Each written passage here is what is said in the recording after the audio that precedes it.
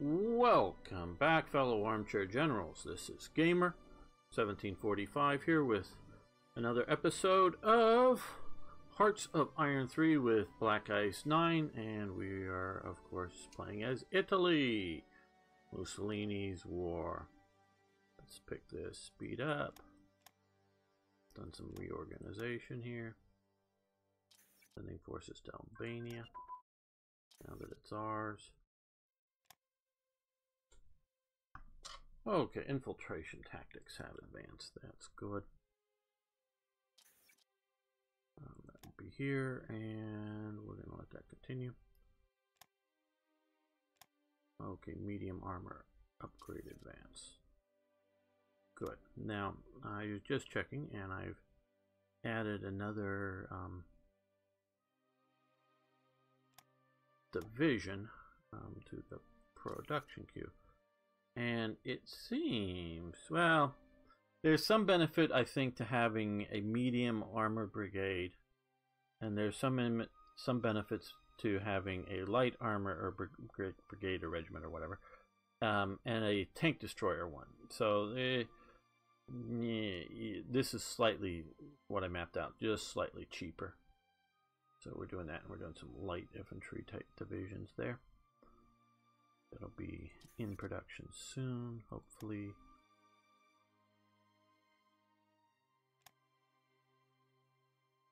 Heavy artillery brigades. Production of those.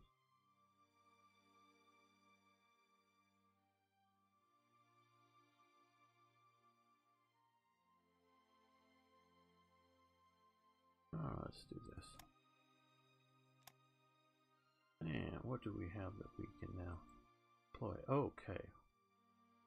Let's add some support over here.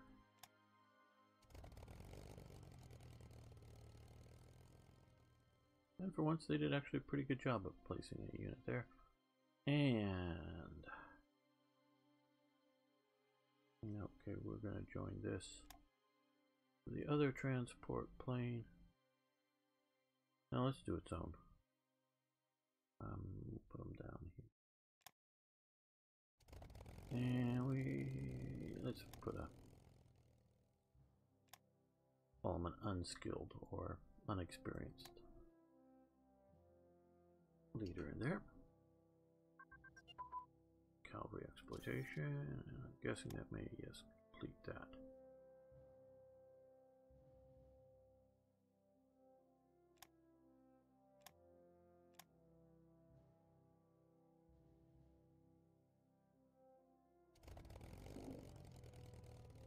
I think I have some, yeah.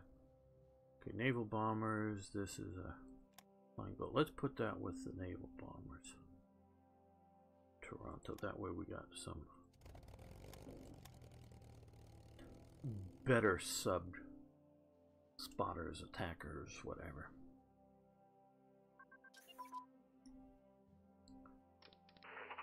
And I'm moving this and this division here.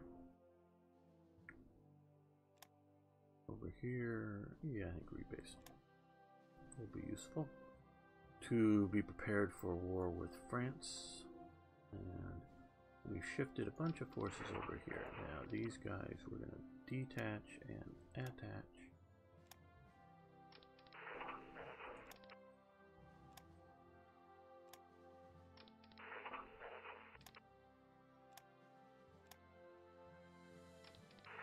Okay, so now we have a decent core here.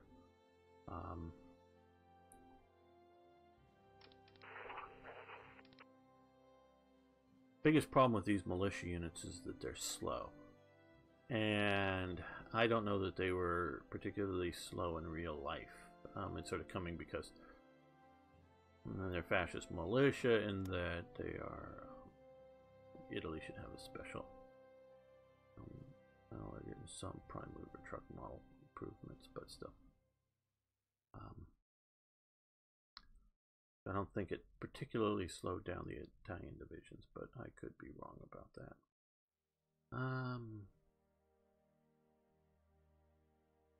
Now let's look here terrain-wise. Okay.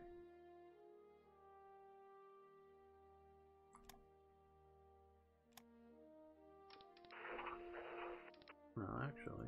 Yeah, let's move just you to there. You with the light infantry to there. And motorized support. That leaves the militia brigade and the corps commander. I think I'm planning, if anything, as Italy to go after if I can.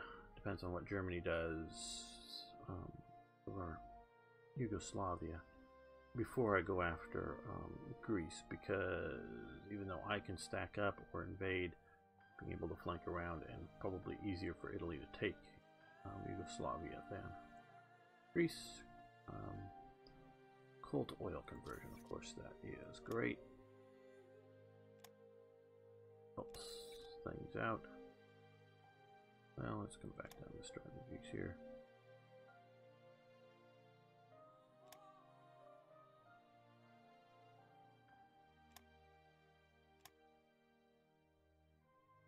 Okay, another flying boat. Good.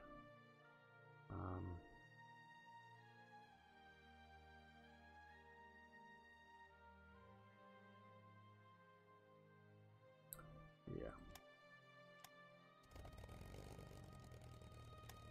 No, not a tank buster and carpet bomber. That's okay for other duties. We'll give this guy. We'll be able to control some of this space in here.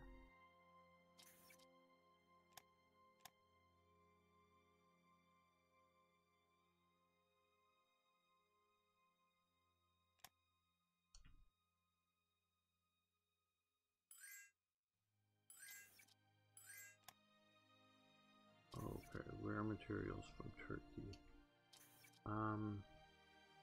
Decline. Decline ownership. Not that far away at the moment.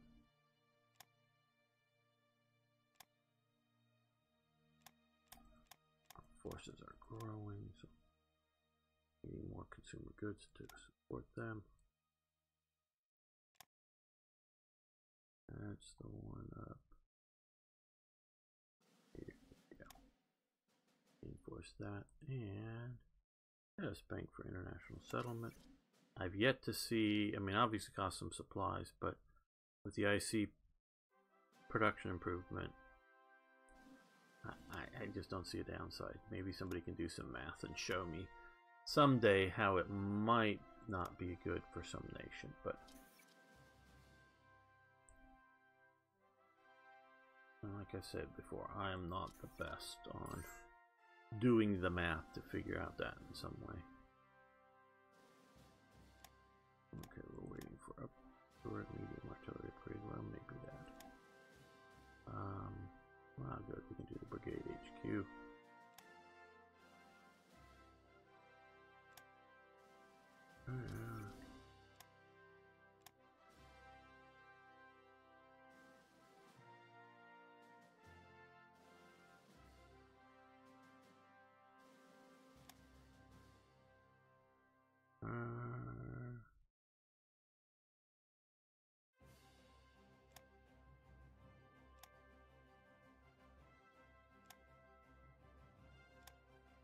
Let's do 2 of those.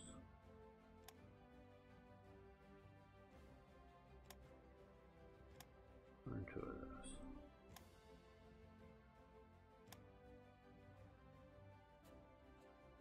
Getting a little cheaper as time goes on because we're having some of these other things improving the practicals, but I still think it's awfully expensive.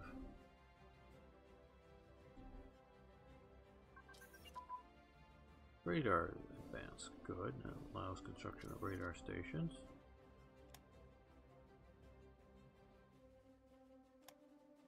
Let's do that.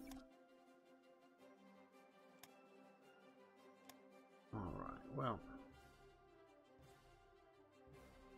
Incorporate Libya into metropolitan Italy. And I know if you've watched enough, I've talked about, like in the French Follies segment, Algeria was part of metropolitan France, as opposed to like Morocco was a kingdom. I don't know, was Tunisia a kingdom or a protectorate or something like that? That was, shall we say, a protectorate or some type of colonial status of the French. but Algeria, at least a good chunk of this part of Algeria, was meant to be part of France. I don't know, shall we say, the Arab population, how much they voted and what things. I just don't know. I'm not saying they did or didn't. I just don't know. So that's sort of that thing. Now this looks, and I know, and I'm sure we'll get into some of this. Libya, I mean, well, Italy was colonizing Libya and Cyrenaica. Now they're calling this Libya, and I don't know from this, maybe it's also Cyrenaica.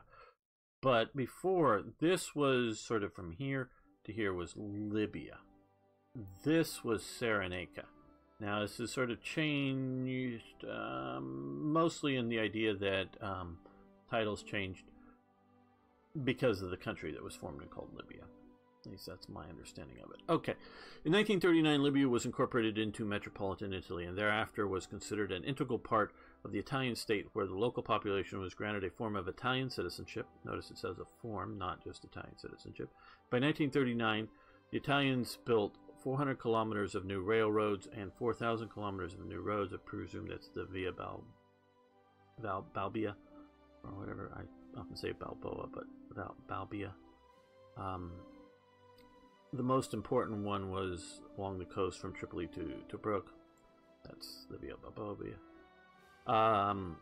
Libya's best land was allocated to Italian settlers to be brought under productive cultivation, primarily in olive groves. Settlements were directed by state corporations, the Libyan Colonization Society, which undertook land reclamation and the building of modern villages, and offered a grubstake and credit facilities to the settlers it had sponsored. The Italians made modern medical care available for the first time in Libya. Like I've said before, I'm really kicking myself that I didn't do this series with TRE, because Pavoloni, one of the major contributors to TRE, and the primary Italian contributor. He's Italian, but also Italian events. He has contributed other things, other than just Italian events. A bunch of them are German-Italian events of Germany helping out with some engineers and technical stuff to build some of the fortification. Just talk about it briefly. Around like Sicily, after the war, like in late 41, 42 or whatever. That kind of stuff, and Germany sending panzers down, like Panzer IVs and Stugs, down to equip the rebuilding of the Italian armored divisions after they were destroyed in North Africa and that kind of thing. So there's a bunch of Italian-German, but there's also just a bunch of Italian events, which most of you never see. They happen in the game if you're playing as Germany or whatever. You don't see them. A lot of them deals with the fascist building of new cities, reclamation of land, a lot of it wasteland, swampish type stuff that the fascists were doing. And so in Italy, as well as, actually there's our different, dealing with the different colonizations of Italian cities in North Africa. This is why I sort of know about them, because I put the events in the final form together way back when. So this was a really big movement, and rather significant. As like it says there, the Italians were given the most productive land, and I don't know that the local Arab population was compensated for it in any realistic way. But this comes to an important thing that I know from a historian's point of view, that, you've heard me talk about climate change, and I'm a firm believer in climate change. I am just a disbeliever, if you want to go denier, that man has any significant effect on global climate change. Oh, local, sure. You pave over a bunch of area, you cut down all the trees and you pave over a bunch of area in a city, it's going to be warmer. I mean, it just, you know, happens. And this comes to local climate change that man is responsible for in North Africa, and particularly pre-industrial and mostly mid-late classical to sort of the beginning of the Dark Ages, and a bit beyond that, change in North Africa, and goes, yeah, sort of Dark Ages, Middle Ages, that we see regional climate change. But I have a hard time believing that the climate changing in North Africa here is radically affecting the climate in Mexico, you know, like heating the earth up. We know from classical accounts, and because one, you know, I don't know, Heinrich Schliemann, is he the founder of modern archaeology? You know, his search for Troy. No, there were archaeologists around before him, but sort of the late 19th century, this is when we're really starting to develop any idea of modern archaeology. This is why when we're looking at earlier at the Nazi SS Annenberg archaeology, it's still fairly a new practice, discipline kind of thing. So some of their findings were sort of astounding to them because no one really had been looking before. Not that they were uber, you know, significant in proving any sort of Aryan descent. No, just, yeah, there were people here way back whenever, and they had technology of whatever. But and so the Germans made a lot out of it, but it wasn't really that significant in my opinion. But, you know, that's still, you know, that's the 1930s and 40s, and so we're talking, you know, less than 100 years of any significant amount of archaeology, and the scale of it is very insignificant. And then, of course, World War II happens, and then, of course, colonial wars of independence, lunacy like Gaddafi, and other places that disrupt the ability of modern world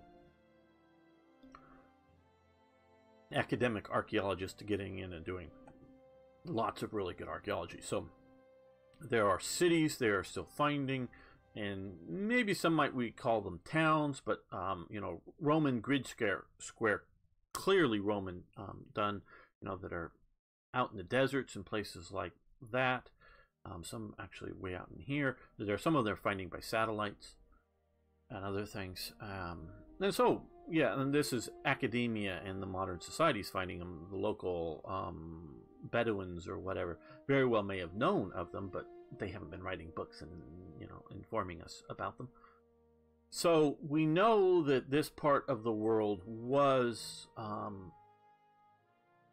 much greener in the past. We can look, been looking at like Cyprus was known for its really tall straight trees for ship masts and things like that. There aren't any today, many tall straight trees that would be classical world ship masts. It's because humanity, in several different cases, has been chopping them down for ship masts, and they want, you know, the big tall ones, and so they've really changed some of these environments here. And North Africa is a fairly vulnerable environment for change that way. We know that Carthage up here was very much of a grain source, you know, large, as well as this parts of Libya, not so much down here, but up here in Cyrenaica, for Rome, so that they were producing with, you know, pre-industrial methods, they were producing enough grain that they were exporting it in significant amounts to support the city of Rome and the Roman Empire. So that tells you that there's an abundance. It isn't a subsistence affair. There's an abundance. And the lack of getting them really affects Rome at different times. You know, civil wars and other things that block the grain shipments really affects Rome. So we know it's not just a trickle. We know it's more than that. Now they also later continue to expand into you know, Egypt, and Egypt is still a bit. Now, yeah, this is also important. We're going into a little bit of a talk here, historical talk. The Nile River is fertile for two reasons. One, there's lots and lots of water, and two, there's a lot of good soil for growing things in. Now, neither of those two things happen in Egypt. They all happen down here. Switch over to this view. In these mountains and forests, and you know, coming from Lake Victoria here. Oh, mentioning that, shouldn't we? And I know I haven't been. No one told me to.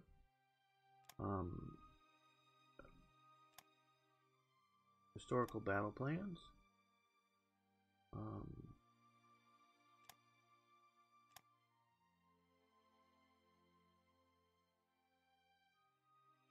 Isn't there, yes.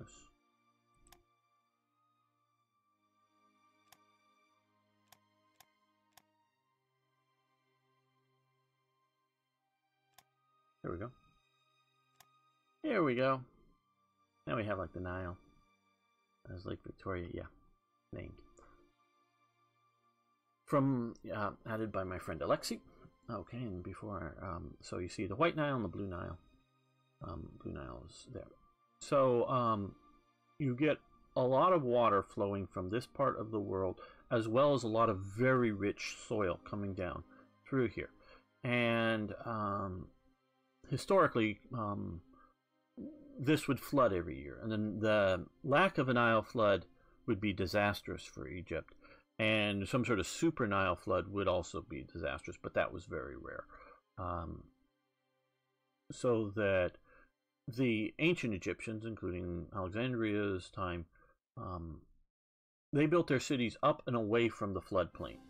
The peasant farmers, shall we call them, they lived out in the floodplain, but their homes were fairly simple, and you sort of knew when the flood was coming. So it wasn't like, oh my God, the flood is here. No, they had Nile monitors, and they knew it happened at this time of year. So it wasn't a, to the best of my understanding, any sort of devastating thing. Is they just pick up their furniture and their whatnots and get out of the way, and the flood would come in and sort of flood the fields, and their sort of built up areas of their cities, including cities in various parts of the delta, were raised a little bit, you know, so the water would quickly recede from places like that.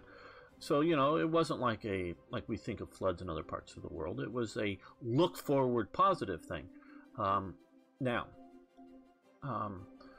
we know that this isn't man, this is natural. There's a lot of erosion along here from ocean action, because this is a river delta. This isn't rock. This is all earth that's come down, maybe compressed into some sort of sandstone or other sort of conglomerate compression of a rock. But it isn't a, you know, a granite or some sort of solid rock type of shores. Oh, and some of the stuff is like coral rocks, you know, coral growing out there and other things. So, yeah, I'm not. You can go out and point to rocks, and I know of some from the Egyptian period, but this isn't some sort of hard rocky shore. This is alluvial. It's placed down there, like you can find in Louisiana and Florida.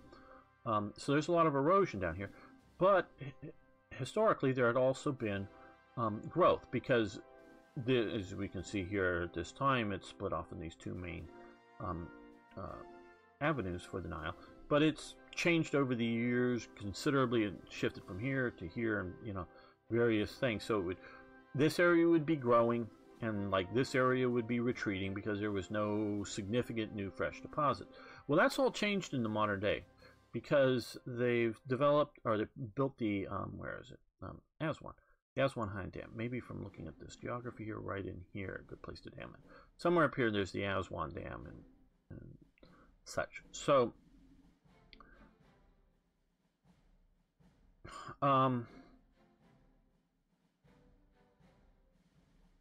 this is cultural, not racial, though, of course, the people will want to deem it as such. The Arab is not a good land manager, and this is cultural, and this sort of gets back to my mind when I was starting here. The Arab, and again, I want to stress that this has nothing to do with their race and nothing specifically to do with any individuals. It's a cultural thing. They have come out of surviving, and it can be a very good thing for their survival abilities, surviving out of a harsh environment. But so their goats, even the sheep, they're not good land managers. They exploit the land to its maximum to feed themselves for now. They're not long forward planners in land management. And I'm sure you can find examples where that's not the case, but this is a generalization. And yeah, I know we have Arab viewers here, and I'm not anti-Arab, but this is a very realistic thing, because we talked about sort of Dark Ages and Middle Ages, some of this training, some of the stuff. Some like the deforestation on Cyprus, I think a lot of that happened in the classical world, looking for tall trees, specifically. But this comes to sort of the modern day. They built the Aswan Dam. Now, so what they've done is they've stopped the Nile flood. The Nile now flows consistently year-round. I'm not saying water levels don't go up and down, but they've stopped any sort of significant flood.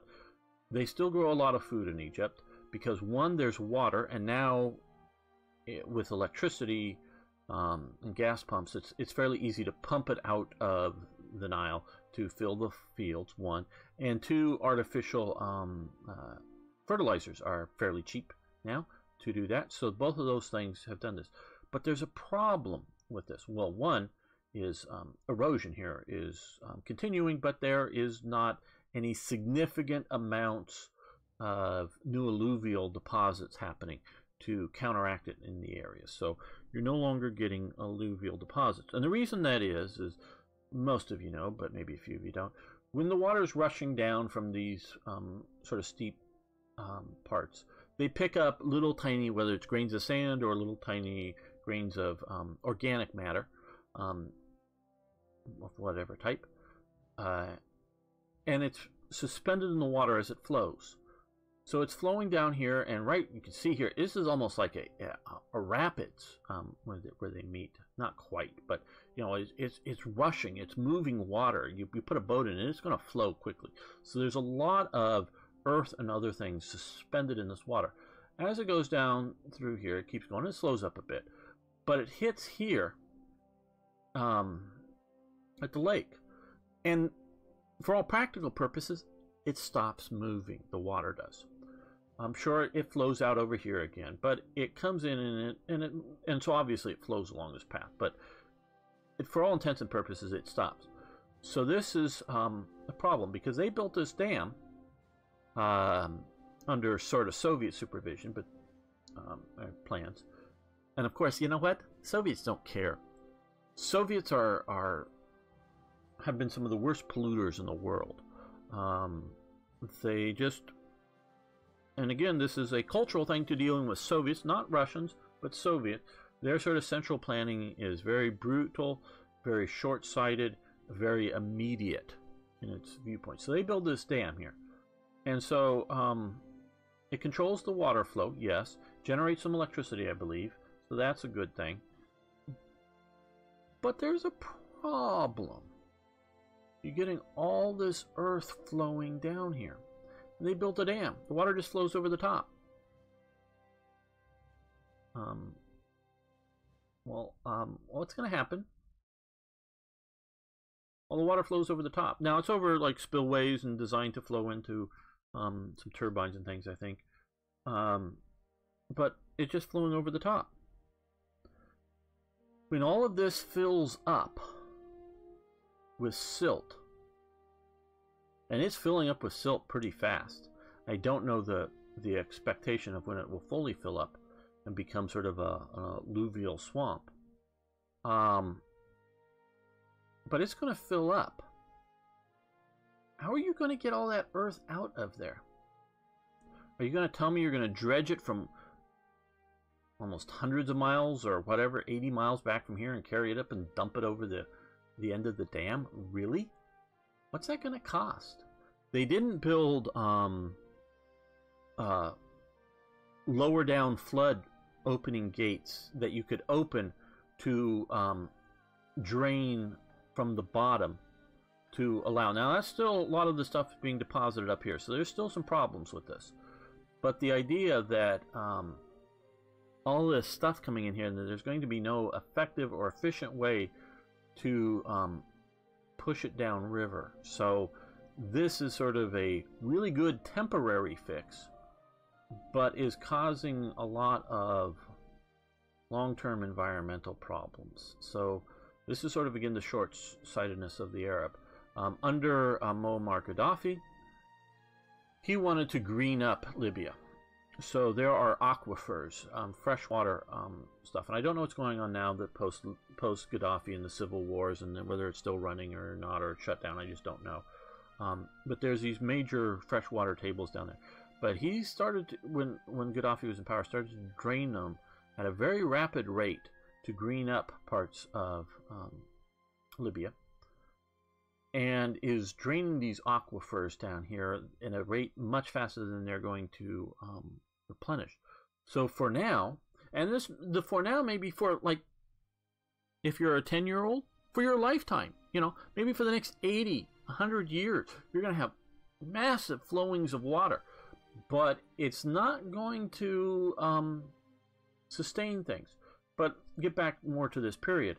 And they've done studies of this stuff, not widely publicized because no one wants to criticize them. But as the Arab moved west along North Africa, displacing the Berbers and and the Numidians and some of the other Mauritanians and some of the other tribal type groups of people that had lived here, the Arab way of life was more successful. It, like I said, it exploited. It could feed more people for today.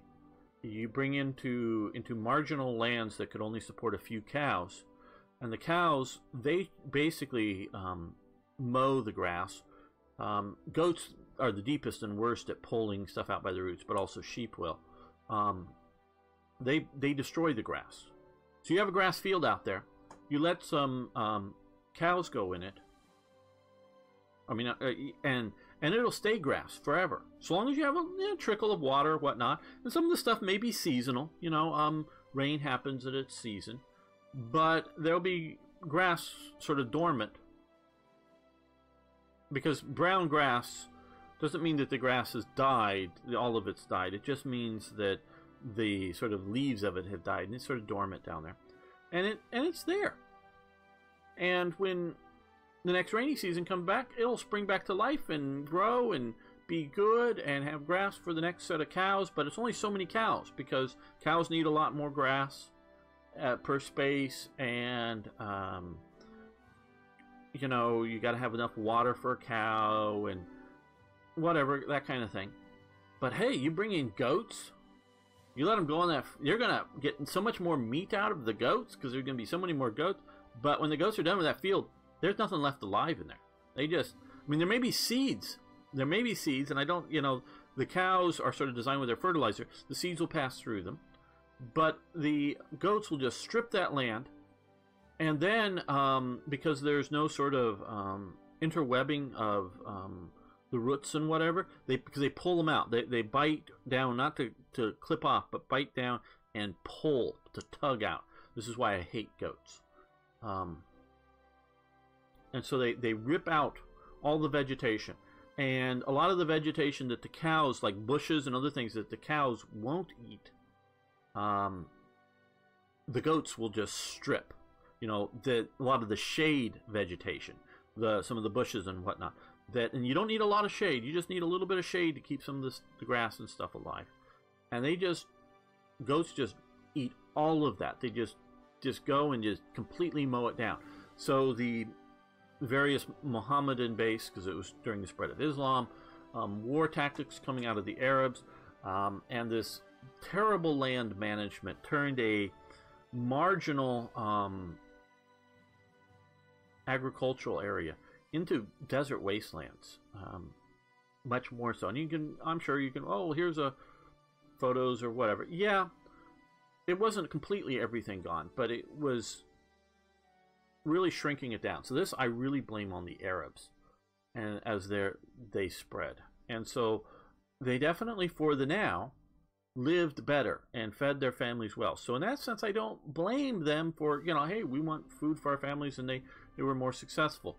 But they're terrible land managers in this way. And then once you have this bad environment, what are you going to do? You're going to have goats, because they're the only things that can survive to feed your family.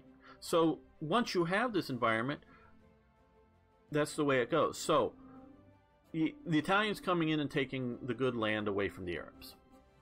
Is that right in some moral sense? No. Is it right in a practical sense? Yeah, maybe, because they're going to farm it in a more efficient, more modern way. And they're going to make sure that their short-term needs of taking alive but dried out bushes to burn for fuel in their homes or something, or whatever, they're because things dry out seasonally but come back. And again, I'm not a biologist to know all of this, but I do live and spend time in the California desert, and live as in my grandfather had a ranch, so stayed out there. As in, things would seasonally sort of go away, but then and look dry, but then when the next spring and the rains would come there'd be leaves all over the same sort of bushes. So they would dry for kindling, sure, but the plant wasn't dead. It was just sort of dormant because it didn't have excess water, so it sheds its leaves so that it doesn't waste water on the leaves, keeping them alive. And then if there's enough bushes, the leaves sort of get fall onto the ground. Sometimes they're eaten, and depending on plants, but out in the desert there's a lot of stuff not eaten, and the leaves will sort of fall on the ground. But since there's enough bushes and whatever else, the basic frames of the bushes and other things, the leaves would sort of stay around there, not get all blown away, and would sort of mulch and become fertilizer for the future. But if you're tearing all that out for firewood for your goats to eat it, because they can sort of stomach it and metabolize some energy out of it, you're wrecking this environment. You're turning it into more and more of a sand environment. Sand is without any organic matter in the earth, and you can't grow stuff in it. So by taking the better land, giving it to the Italian farmers, and this is what we're also seeing, and I've talked about before, in fascism, and the switch from a muscle-based agrarian society into an industrializing society, including a farming industrializing, the idea of a tractor, of something other than human or animal muscle is in farming. And so you're getting industrialization. So you have, whether it's lots or just some, but you have farmers who know how to farm, some experience. They may not be the managers of the lands or whatever, they're peasant farmers, but they have some that they're able to come down here and start to green up Libya. So this is, again, it's not fair, but it's a practical improvement that the fascists were looking at.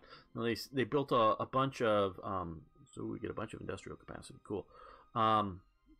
Lose and descent, well, that's, yeah, because you're getting land to people, yeah, that's all good, costing some supplies and money.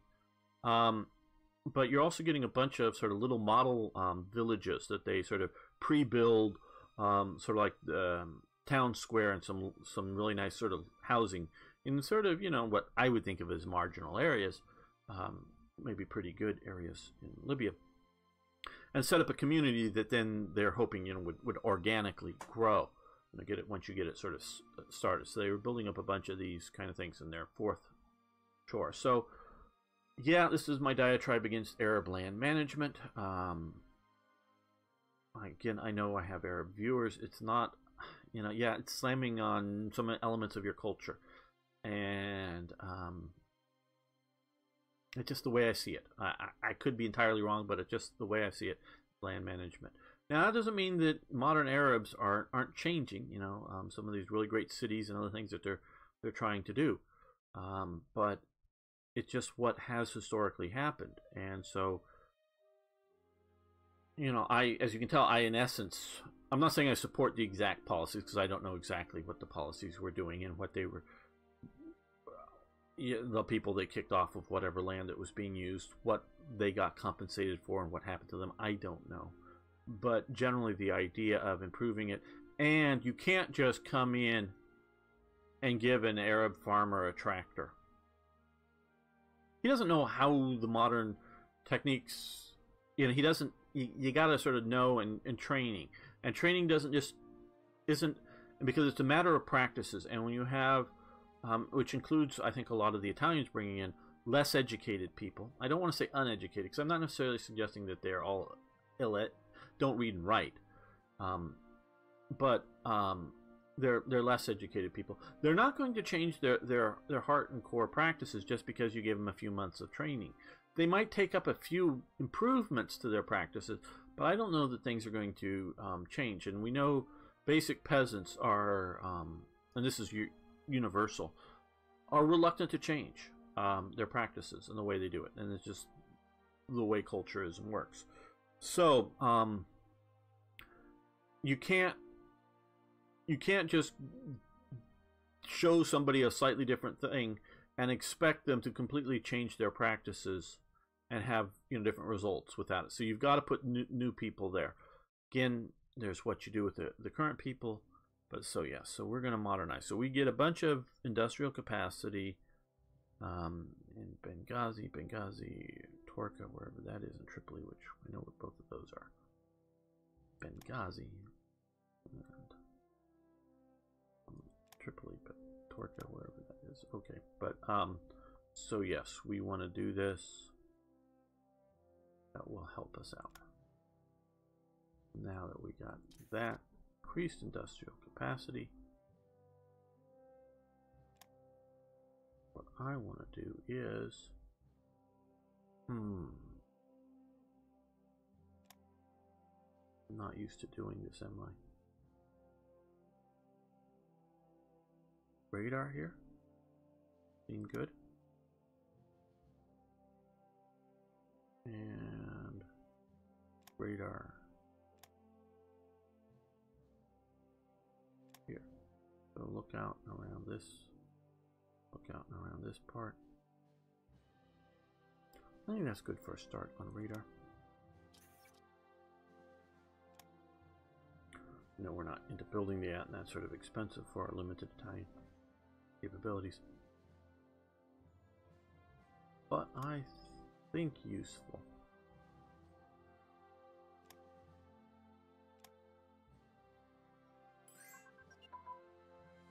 That Aswan Dam. Definitely changed Cairo and whatever, because they now build up to the river a lot more and some of these other places, and I would probably be for a dam, but you gotta find a way to bring the earth down with it, and even if it isn't all being spread out on the fields, because like I say, you can use modern fertilizer. You don't want to. There are a few sort of up in here. I think they may be major swamp areas. Guess they don't show up here, but that are just sort of like fields of mass areas of swamps. The Nile goes through. You don't want to spread this out too much. You want things sort of deep, or you get, because it's hot out here, or you get a lot of evaporation and that kind of thing. So I don't know.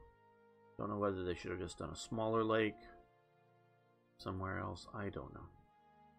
Maybe the places to put it was up here. Some of the cataphracts. They're in here. or whatever would have been a better place to do. But of course they were in Sudan, so Egypt couldn't readily do that.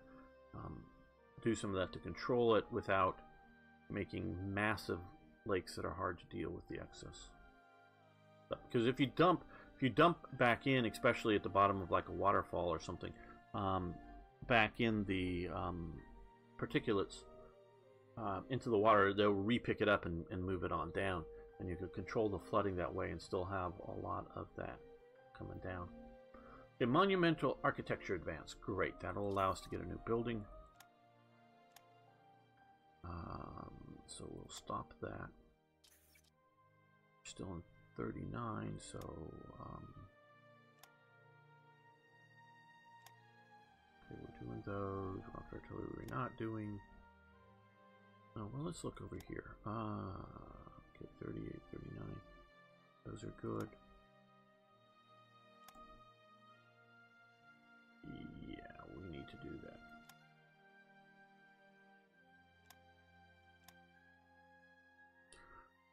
Okay, well, now that we had our expansion going there with our various industry capabilities, we are sort of been hit with needing more resources. Okay, another thing. Rick, hi Rick, if you're watching, was commenting over on the Black Ice forum that in his game, I think he was playing as Germany. He says he wasn't stealing very many techs. And when I play as Germany, I don't steal very many techs either. And I told him, and I think this is entirely the idea that Germany, you may be very high up on the tech tree compared to other nations, and it depends on who you're stealing from. I rarely have a game that gets this many techs stolen. So I think what it really is the idea that you roll the dice or whatever, you know, and yeah, steal something, and you steal what? Oh, there's nothing to either in the field or whatever you're rolling to steal. You're equal to or you're above some of the other nations with Germany, so much more. But there's so many more techs that Italy is behind, so that you have more success. Now, oh my God, who is the best I know? Not the best out there, just because, but I've seen him. You know, you did a one series for his YouTube channel, so I've seen him play. He's the best I've seen play of sort of a power gamer, and he says that he doesn't do any of the stuff because it's wasteful, and I think he may be right about that. But let's see, this is attack air command level 4. So the question here comes is, here, I am putting a bunch of espionage 10. If I had 10 techs being researched, would that be better right now? Probably. So he's probably right on that. But if you see, I jump, boom. When you steal a tech, like if I steal a strategic air command and they're at, you know, at level 6, I jump all the way from 0 to level 6. You don't just increase each at a time. Now, if you're just one tech level behind, you know, I steal somebody who's already got level 2. Oh, well, I've, you know, sort of wasted a bunch of time here, and it isn't very good. I'm sort of doing this because it's fun and it's nice, and so, yes, we'll do that. Wait, no. But let's see, steel and coal. Germany, hi Germany. You're my best buddies, or I want you to be.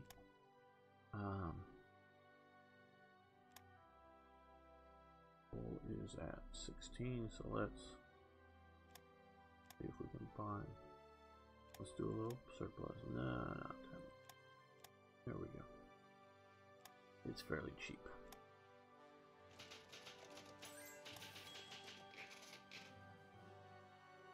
No. No. No. No. Okay, cruiser damage control, good. Keep our cruisers afloat once they get hit.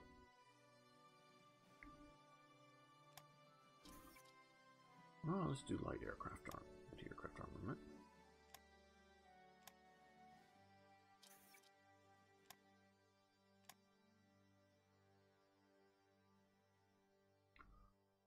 Good.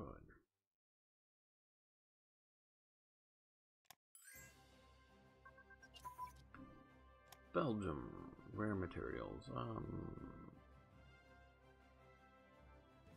Yeah, we'll do that. Cruiser fire control systems this time. And that's grayed out. That one's grayed out. Okay, well,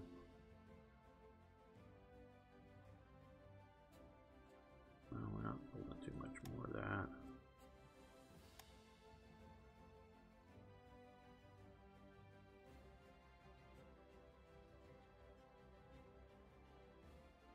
Don't know how many submarines we're going to face, but we might as well try to keep our supply lines open to North Africa.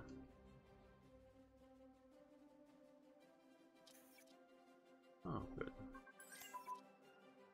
Oh, major breakthrough. So we're getting 180 or something. It depends on something. Now let's, I don't know if we have an easy way to find out, but sometimes it puts us into red on things, but I guess not. Okay, mass events have advanced. We want to stop that. That will help us out some. And twin engine bomb bays. So a lot of. I don't know if we're going to do that one. We might. Buster bomb, heart attack, strategic attack. That would be a good one to do. And yeah, because we still have the other one.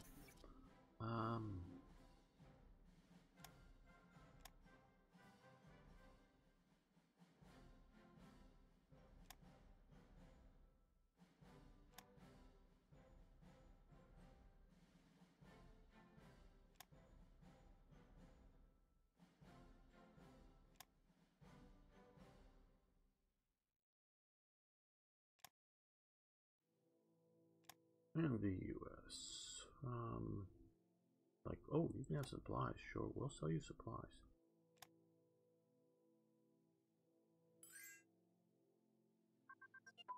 Attack pilot training. Let's think about switching that. Oh, okay, we're already doing. Let's.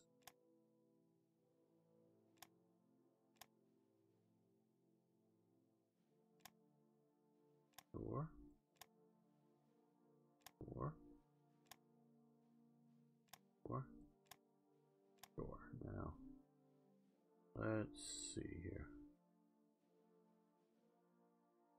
Might be keep creeping up.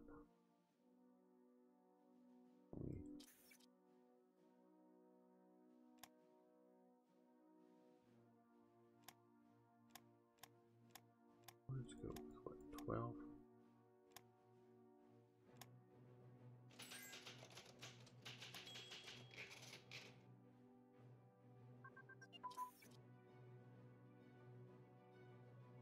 Single engineer frame research, good.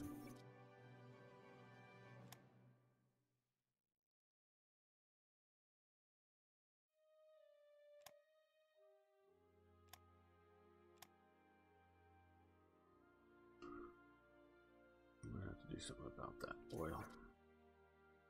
Well, first let's look over here at industry. Cold oil, 40. Okay, that's all gonna be 41, so it'll be a while. Damage control systems for light vessels.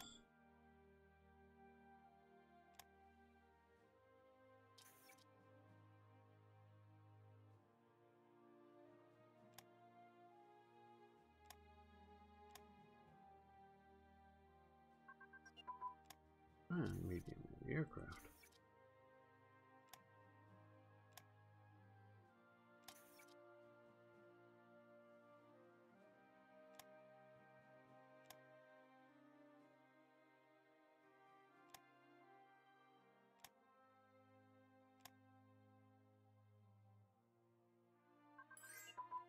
And cast armor construction. Over here is a DS.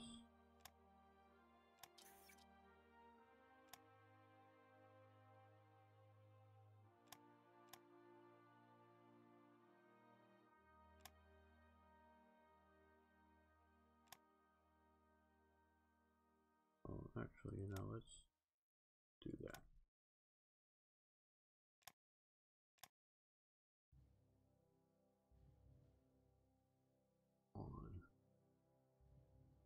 Where do we want to get oil from?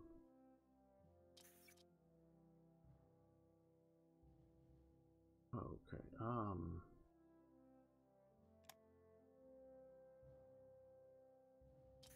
we got the event there, but let's, Iran, you have a slight deficit, okay. And,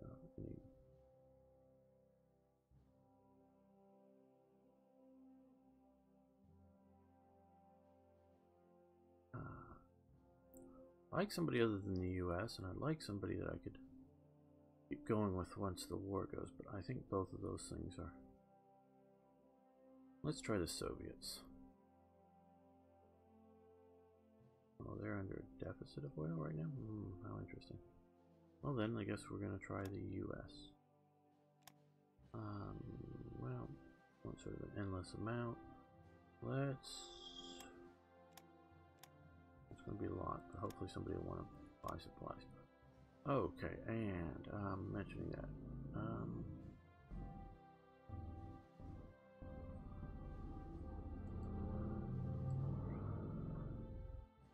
Expansion of the Italian army. El Duce, we must expand our field armies to better allow us to fulfill our vision. We must form new divisions with which we can ravage our enemies. Note to player, this event will create a collection of historical division counters, each with unique insignia in Rome. These are not full divisions, rather they are there for use. Okay, so didn't know that this was going to happen. If we do this till April 39, okay, so a short time period, I can deal with that. So sort of like, yep, all these guys. So now we have HQ. So all those, so know this now, all those divisions, this is bad for the AI, but fine for a human, that I've been building with, well, these are already done. With HQs, don't do this, okay? I don't know about the armored ones, but don't, for the infantry types, don't do this.